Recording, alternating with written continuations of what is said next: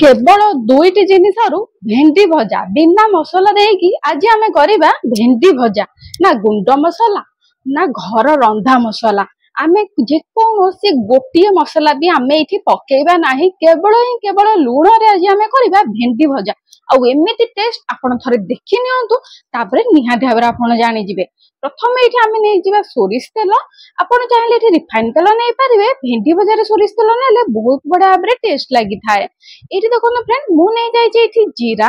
अध चामच सोरिष दीटा गुड़ बहुत बढ़िया भाव में फुटे दबा फ्रेंड आप चाहिए दुईटा जाक जिनस भर जेकोसी गोटे जिनस भी ये नहीं पारे। ये मुझे पियाज गोटे बड़ पियाज नहीं पतला पतला करके आपड़ चाहिए जदि बिना पियाज करने चाहते तो ये पियाज टाक स्किप कर पारे आदौ जदि पियाज टोटाली खाया पसंद करूना कि पियाज आप टोटाली चाहते पकाइबा तो पियाज टाक ये बिना न पकईकि आग प्रोसेसिंग को आम जा ये भेंडी को बहुत बढ़िया भाव में धोई धोईकी यहीपरी भाव में काटी सब मन रखु फ्रेंड भेंडी को आपण धुअंतु धोई साइला परे काटंतु काटी साइला परे केबे धुअंतु नाही नहले नाळुआ अंश लागि जिवो चारियाडे भेंडीर। एठी देखो फ्रेंड दुईटा लंका मुझे चिरिकी नहीं जाइए देखो फ्रेंड लंकाटा भी बिल्कुल भाव में ऑप्शनल अच्छे जब छोट छुआ मैंने खाऊ तो आपड़ ये स्किप करेंगे ना बाछिकी भी पारे।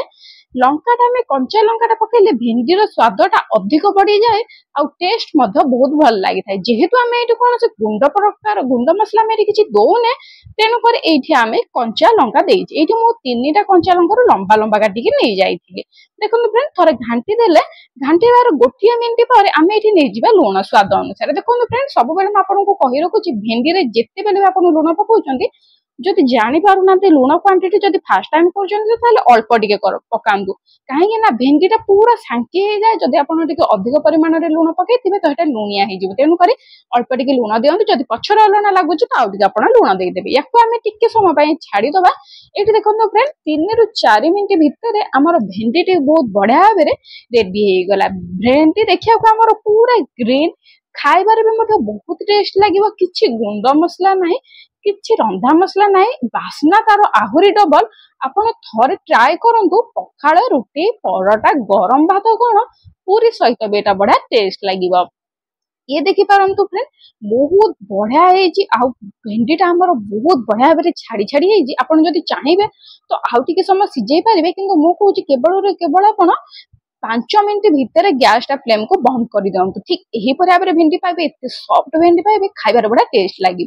तो ये थिला आपनको सीक्रेट फूडी चैनल गोटे छोटिया भेंडी भजा रेसिपी आशा करुँची ए भेंडी भजा रेसिपी आपको बहुत भल लगी फ्रेंड जदि सीक्रेट फूडी चैनल जेकोसी वीडियो आपको भल लगुच तो गोटे लाइक सहित कमेंट शेयर सब्सक्राइब करके मते कहंतु कि भेंडी भजाटा केमती लगुच जदि भल लगुच ताले मते कमेंट रे जणाई दियंतु आपण या पर ट्राई करिवे कि नाही किंतु मु आपनको कहूँ जदि आपण थरे भेंडी भजा ट्राई कले तो बारंबार एमती बनैकी खाइबे जदि भल लागिला लाइक कमेंट शेयर